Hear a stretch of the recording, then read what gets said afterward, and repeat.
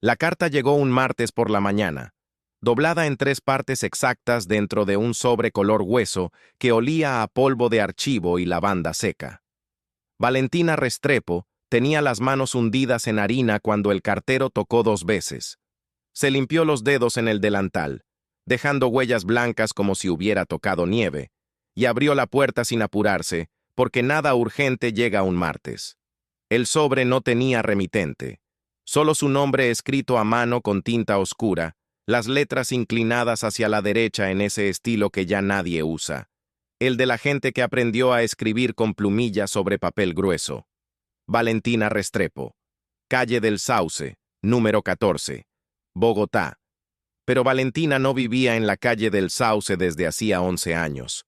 Lo que ella no sabía todavía, lo que tardó semanas en comprender, era que alguien la había estado buscando durante mucho tiempo, y que ese sobre olía a lavanda porque la mujer que lo guardó durante décadas también olía a lavanda, y que esa mujer era su tatarabuela, y que había muerto en 1971.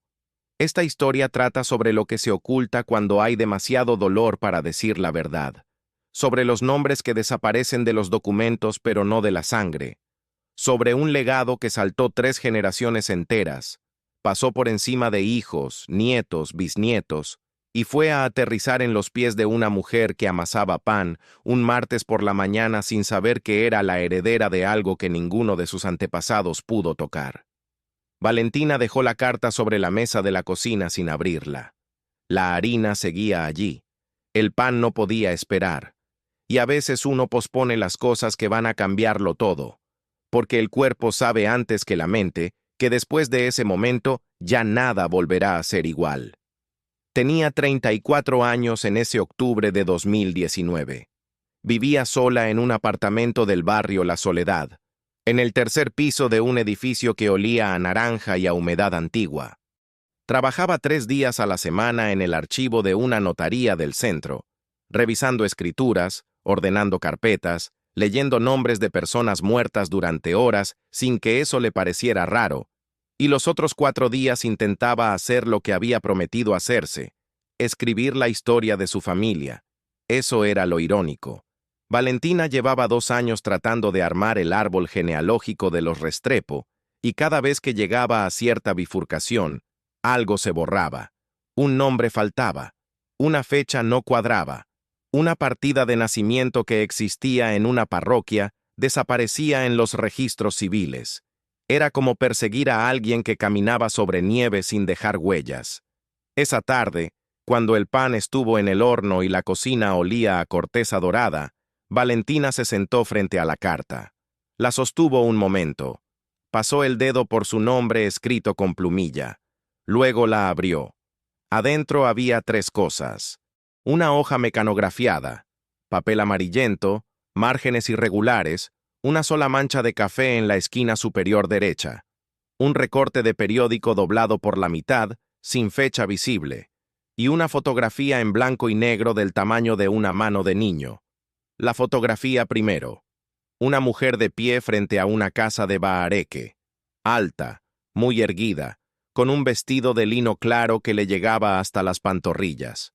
Miraba a la cámara sin sonreír, pero tampoco con indiferencia, con esa seriedad que tenía la gente en las fotos antiguas, como si el acto de ser fotografiado exigiera dignidad. Al pie de la imagen, escrito con el mismo tipo de tinta que el sobre, Rosario Andrade de Ospina, Hacienda El Viento, Boyacá, 1948. Valentina la miró durante mucho tiempo. Rosario Andrade. Ese apellido estaba en su árbol, en una rama que se cortaba sola alrededor de 1955 sin explicación. La hoja mecanografiada era una carta. Empezaba así: para quien corresponda en la línea de Rosario, si es que queda alguna. No había firma, solo la fecha en la parte superior. 14 de marzo de 1989. 30 años antes de que esa carta llegara a sus manos. El recorte del periódico era del Tiempo. La fecha, cuando Valentina lo desenrolló con cuidado de no romperlo, decía 3 de noviembre de 1989. El titular era breve y sin adornos: Disputa por herencia centenaria en Boyacá llega a su fin. Propiedades adjudicadas a colateral lejano. Valentina leyó esa línea 3 veces. 4. Luego bajó el recorte y miró por la ventana el cielo gris de octubre. ¿Cuál herencia? ¿Cuál colateral lejano? Al día siguiente, llamó a su madre. Amparo Restrepo vivía en Tunja desde que el padre de Valentina había muerto, hacía ya 12 años. Una mujer de 61 años que guardaba las cosas en silencio, que respondía las preguntas con la mínima información necesaria y que cuando alguien tocaba ciertos temas, la familia paterna, Boyacá, la hacienda de la que nadie hablaba, de repente recordaba que tenía algo en la estufa. «Mamá, ¿quién era Rosario Andrade?» Silencio en la línea. No el silencio del que piensa. El silencio del que ya sabía que algún día iba a llegar esa pregunta. ¿Dónde escuchaste ese nombre? Me llegó una carta, con una fotografía suya. Otro silencio, más largo. Eso es del lado de tu abuelo Ernesto. Yo en eso no me meto. Mamá. Valentina. Hay cosas que se dejan quietas. La llamada terminó ahí. Amparo tenía esa habilidad. Cerrar una conversación como quien cierra una ventana ante la lluvia. Sin portazo. Sin drama. Solo el clip suave de algo que se sella. Valentina puso el teléfono sobre la mesa y se quedó mirando la fotografía de Rosario.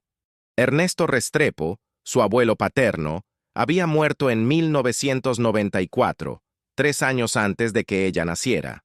Valentina lo conocía solo por 2 fotos y por el modo en que su padre jamás hablaba de él con comodidad, con esa incomodidad específica de quien carga algo que heredó sin pedirlo. El padre de Valentina, Carlos Restrepo, había muerto de un infarto a los 52 años, en 2007, sin haber contado nunca la historia completa de su familia. 3 generaciones de silencios. Y ahora una carta.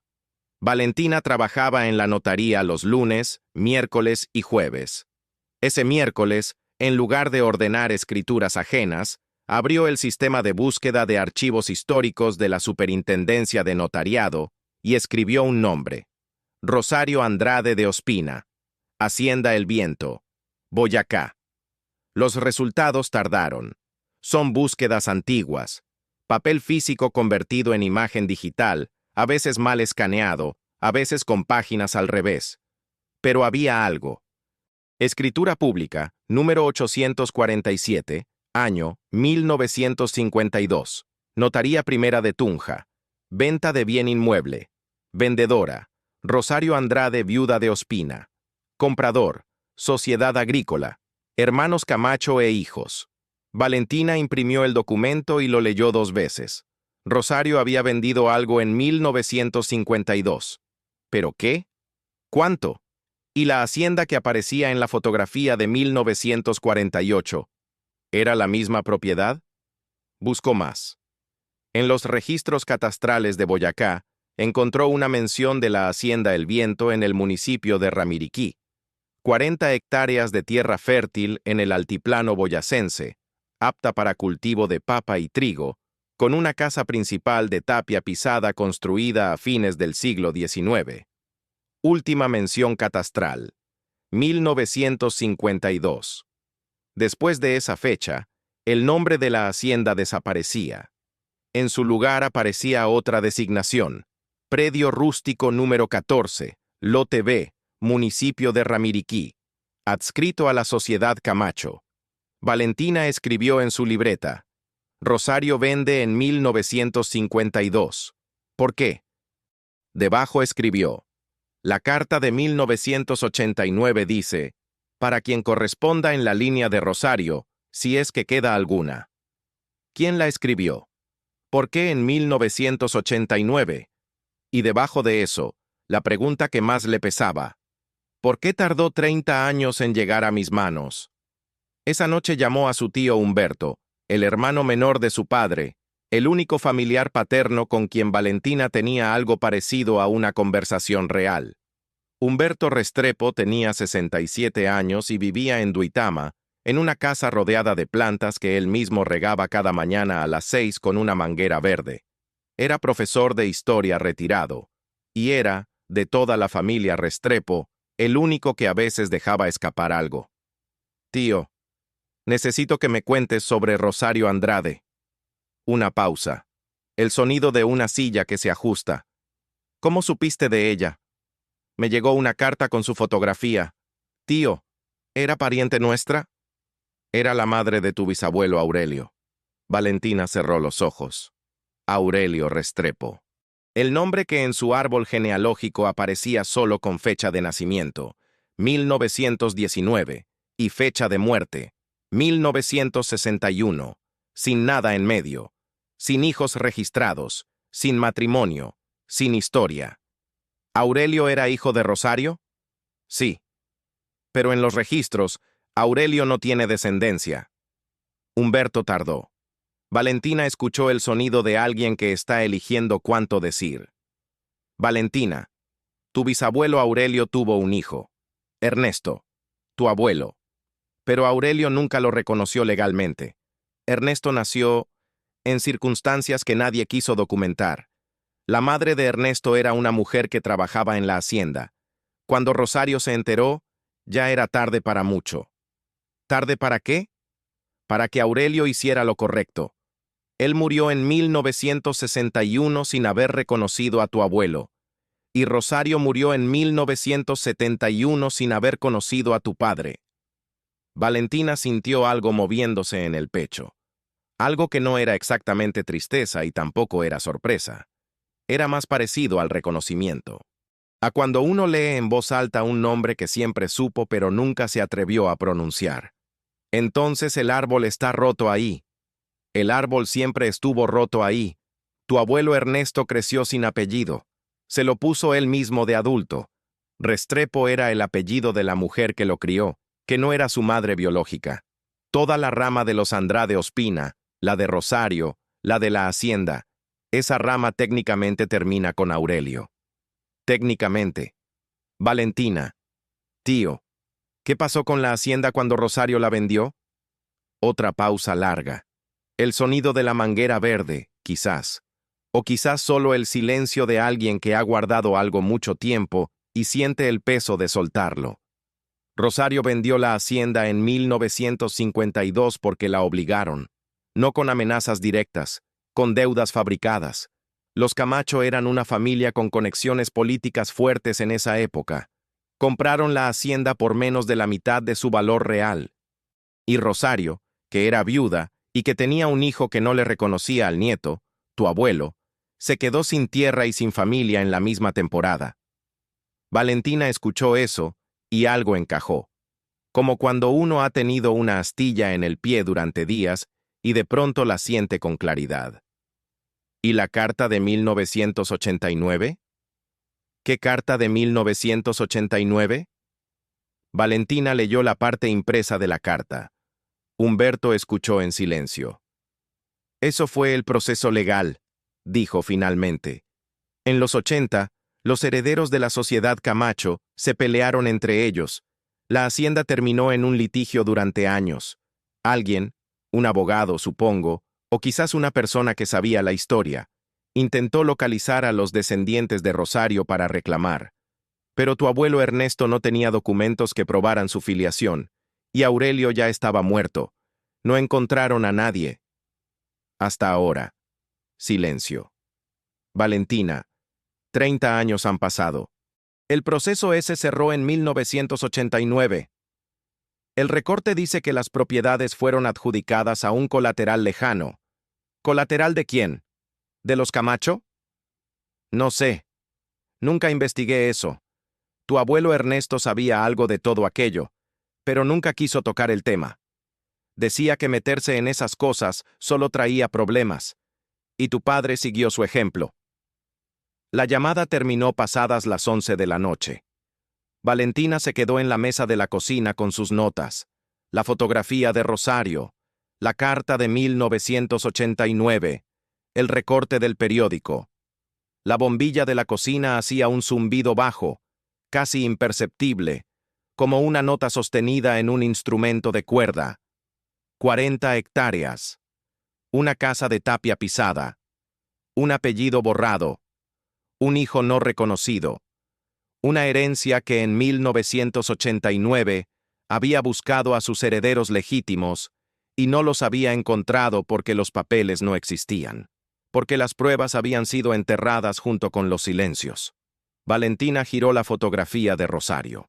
Al reverso, en el mismo tipo de tinta inclinada, había algo que antes no había visto. Una frase pequeña, casi como un susurro escrito, para que quien venga después sepa que esto fue nuestro.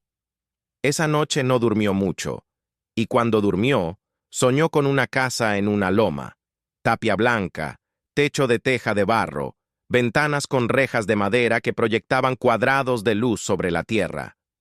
Al día siguiente, empezó a investigar en serio. El primer paso era verificar si Ernesto Restrepo, su abuelo, podía estar documentado en algún registro parroquial como hijo de Aurelio Andrade Ospino, aunque no en el civil. Las iglesias en Colombia mantenían sus propios libros de bautismo con independencia del registro civil, y a veces la verdad vivía en esas páginas cuando ya había sido borrada de todas las demás. Valentina llamó a la parroquia de Ramiriquí. Una voz de mujer joven respondió. Probablemente una secretaria voluntaria por el tono. Le explicó lo que buscaba. La mujer le dijo que los libros anteriores a 1960 estaban en el archivo diocesano de Tunja. Valentina pidió 3 días libres en la notaría. Su jefa, la doctora Muñoz, la miró con esa mezcla de curiosidad y aprobación que reservaba para las personas que hacían cosas por razones que ella consideraba legítimas. Vaya, le dijo simplemente. Tunja en noviembre es una ciudad de luz blanca y frío constante. Valentina llegó en bus un viernes a las 8 de la mañana y fue directo al archivo diocesano, en un edificio colonial cerca de la Plaza de Bolívar que olía exactamente como ella imaginaba que debía oler, a madera vieja, a velas gastadas, a tiempo detenido en páginas. El archivero se llamaba Don Cirilo, 70 y tantos años, dedos delgados como ramas de árbol seco, una lupa que colgaba de su cuello en una cuerda de cuero. Escuchó la petición de Valentina con la paciencia de quien ha escuchado muchas peticiones similares y sabe que cada una tiene su propio peso. Ramiriquí, bautismos, entre 1917 y 1922, dijo. Venga. Los libros parroquiales de Ramiriquí de esa época eran 3 volúmenes encuadernados en cuero marrón oscuro, con las esquinas gastadas y las páginas onduladas por la humedad de décadas. Don Cirilo los trajo a la mesa con la misma solemnidad con que se carga algo sagrado. Valentina empezó a leer, nombre por nombre, fecha por fecha, los bautismos de 1919, el año de nacimiento de Aurelio, y 3 páginas más adentro, el año 1921. Valentina frenó. Ernesto, hijo de madre soltera, Leonor Gutiérrez, bautizado el 12 de febrero de 1921, en la parroquia de Nuestra Señora del Rosario de Ramiriquí. Padrino, Aurelio Ospina Andrade. Padrino. No padre. Padrino. Valentina leyó la línea 4 veces. Las manos quietas sobre la mesa, los ojos muy abiertos. Aurelio no había reconocido al niño como hijo, pero lo había apadrinado. Había estado ahí, en la iglesia, ese 12 de febrero de 1921. Había puesto su nombre en el libro. Don Cirilo, dijo Valentina sin levantar la voz. ¿Esto tiene valor legal? ¿El registro de padrino de bautismo? Don Cirilo se acercó. Leyó la línea. Asintió lento, como quien confirma algo que ya sospechaba. Solo como prueba indiciaria. Para filiación legal necesita más, pero como punto de partida, levantó los ojos y la miró. Esto prueba que ese hombre estuvo en ese bautismo, que reconoció al niño de alguna manera. La iglesia no hubiese aceptado a un padrino sin relación con el niño. Valentina fotografió la página. La fotografió 3 veces desde ángulos diferentes. Luego buscó más, y encontró algo que no esperaba. En el mismo volumen, año 1923, 2 años después del bautismo de Ernesto, un matrimonio. Aurelio Ospina Andrade con una señorita de nombre Cecilia Vargas Morales, de una familia de Sogamoso. El matrimonio estaba firmado por el párroco, por 2 testigos, y, al margen, con letra diferente, añadido después, había una anotación. Se hace constar que el contrayente tiene un hijo natural de nombre Ernesto, bautizado en esta parroquia el 12 de febrero de 1921. Valentina sintió el aire salir de sus pulmones. Alguien lo había escrito. Alguien, quizás el mismo cura, quizás presionado por Rosario, quizás por su propia conciencia, había dejado constancia, una nota al margen, discreta, casi invisible, pero real, documentada. Aurelio se había casado con otra mujer en 1923. Había tenido hijos legítimos con Cecilia Vargas. Esos hijos habían heredado la línea oficial. Y Ernesto, el niño del bautismo de 1921, el abuelo de Valentina, había quedado fuera de esa línea, fuera de los papeles, fuera del apellido, fuera de la tierra, hasta esta nota al margen. Valentina pasó el resto del día en el archivo. Encontró más. El testamento de Rosario Andrade, registrado en la Notaría Segunda de Tunja el 8 de julio de 1970, un año antes de su muerte. En él, Rosario dejaba sus bienes remanentes, que para entonces eran pocos, una pequeña pensión, algunos enseres personales y una carta guardada en sobre cerrado en manos del notario. A mi nieto Ernesto, hijo de mi hijo Aurelio, nacido el mes de febrero de 1921, cuya existencia reconozco en plena conciencia y ante Dios, aunque no haya podido reconocerla ante los hombres. El testamento tenía un problema. Ernesto Restrepo, el abuelo de Valentina, había muerto en 1994, pero el testamento de Rosario, ejecutado en 1971, nunca había sido reclamado. La carta guardada en sobre cerrado por el notario, la Notaría Segunda de Tunja, había permanecido en depósito durante décadas. Valentina lo verificó al día siguiente directamente con la notaría. Sí, existía. Los depósitos notariales en Colombia no tienen fecha de caducidad. La carta seguía ahí. La misma carta. O quizás no la misma, pero una carta de Rosario guardada para Ernesto. Para su nieto que nunca supo que era su nieto. Valentina se sentó en los escalones del edificio de la notaría, con el frío de Tunja metiéndosele por la ropa, y pensó en Rosario de pie frente a su casa en 1948. Erguida, seria, mirando a la cámara con esa dignidad que no pide permiso. Rosario había sabido. Todo el tiempo había sabido que Ernesto existía, que era carne de su carne, hijo de su hijo, y no había podido alcanzarlo. O quizás Ernesto no había querido ser alcanzado. O quizás los años y los silencios y la vergüenza, esa vergüenza particular que se viste de costumbre familiar, habían construido una pared que ninguno de los dos supo derribar. La carta llevaría más de 40 años en ese depósito cuando finalmente alguien la abriera. Ese alguien iba a ser Valentina. El procedimiento para retirar un depósito notarial en nombre de un heredero fallecido requería documentos. Valentina pasó las siguientes semanas reuniéndolos con la meticulosidad de quien ha trabajado en archivos toda su vida adulta. Acta de defunción de Ernesto Restrepo. Acta de nacimiento de Carlos Restrepo, su padre, como hijo de Ernesto. Acta de nacimiento propia como hija de Carlos. La fotografía del bautismo de Ramiriquí. La nota al margen del matrimonio de Aurelio. El testamento de Rosario. Cada documento era un eslabón. Y la cadena, cuando la extendía sobre la mesa, era frágil en varios puntos. Había una generación no reconocida legalmente. Había nombres que no coincidían exactamente. Había años que necesitaban prueba adicional. Pero era una cadena. Existía. Valentina contrató a una abogada especializada en sucesiones. Se llamaba Pilar Acosta, 40 y pocos años, pelo corto, una manera de revisar documentos que recordaba a la de los médicos cuando leen una placa de rayos X, buscando lo que no debería estar ahí. El problema principal, dijo Pilar en la primera reunión, es que su abuelo Ernesto nunca reclamó el testamento de Rosario en vida, y su padre tampoco.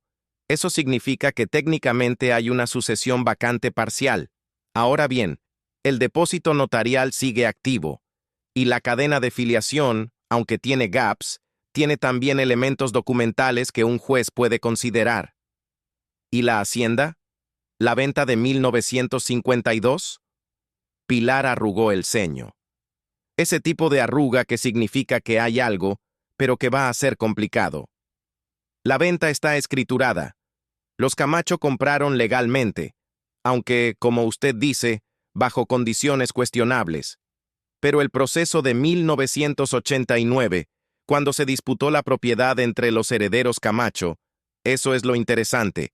¿Quién fue el colateral al que se le adjudicaron los bienes? Eso es lo que necesito saber.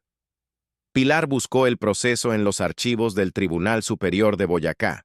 Tardó 10 días.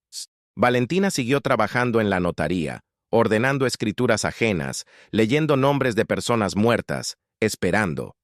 Cuando Pilar llamó, su voz tenía un matiz diferente, algo entre la satisfacción profesional y la incredulidad genuina.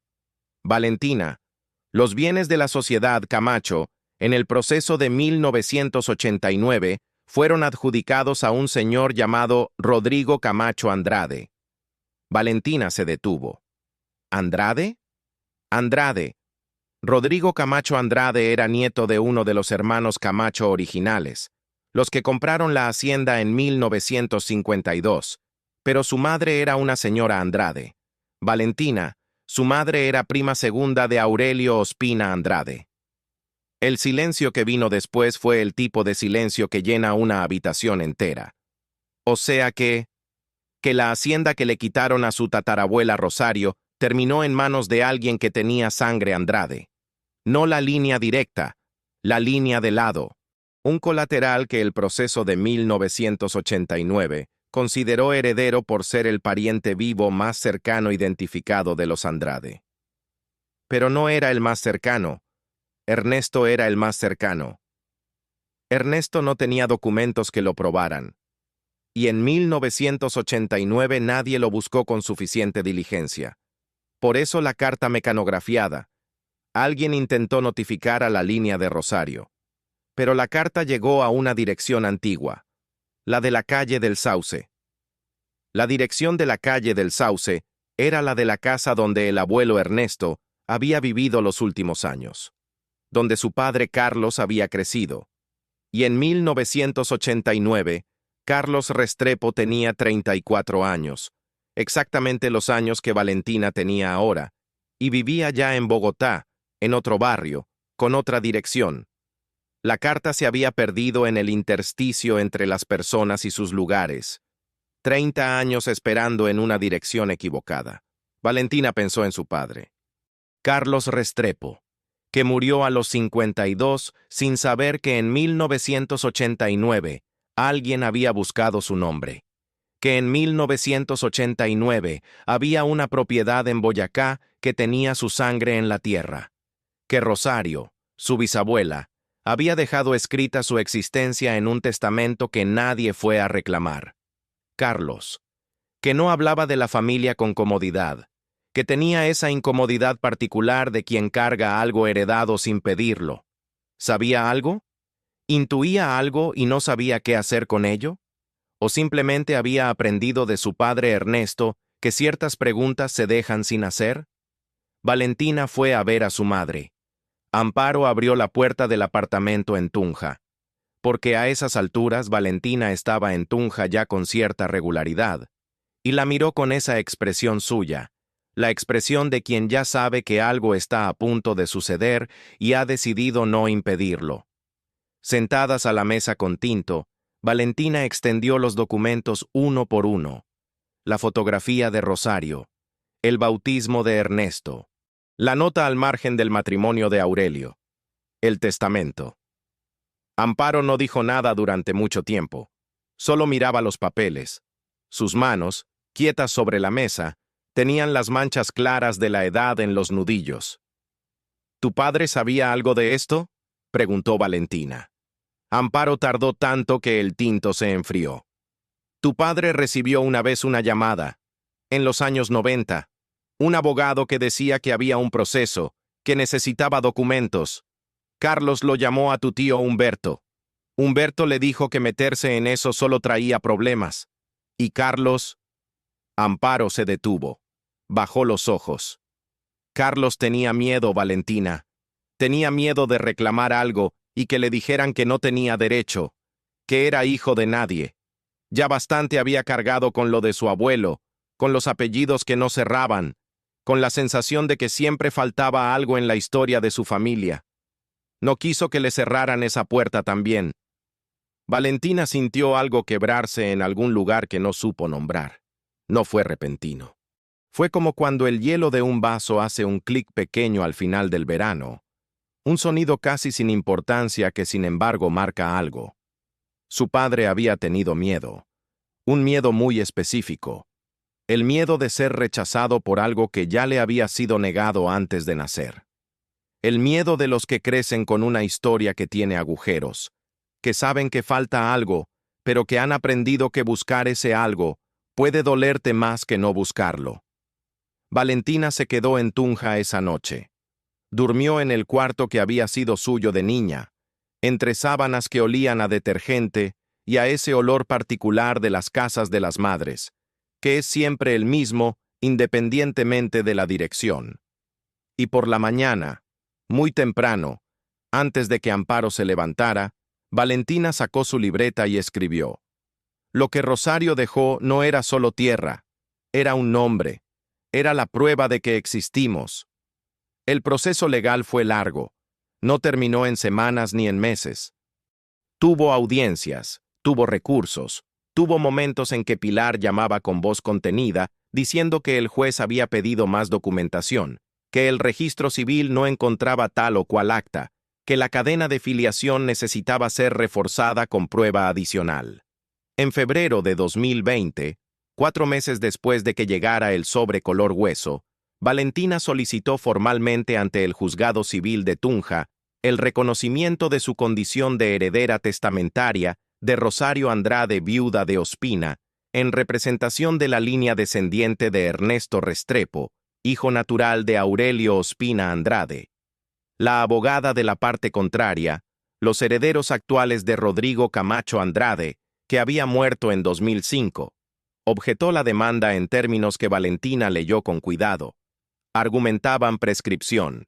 Argumentaban que la filiación no estaba legalmente establecida.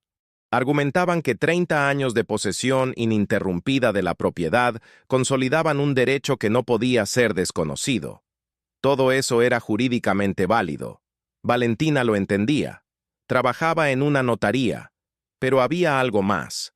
Había esa nota al margen. Había ese testamento.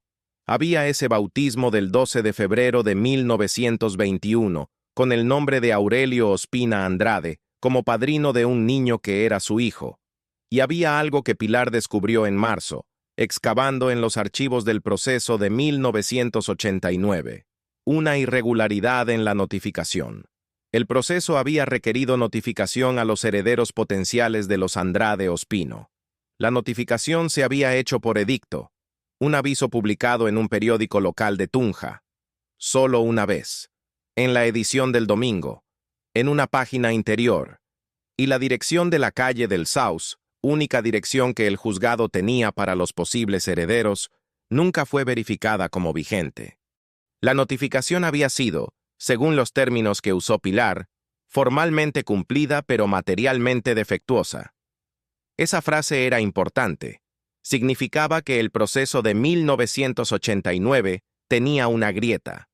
No lo invalidaba completamente, pero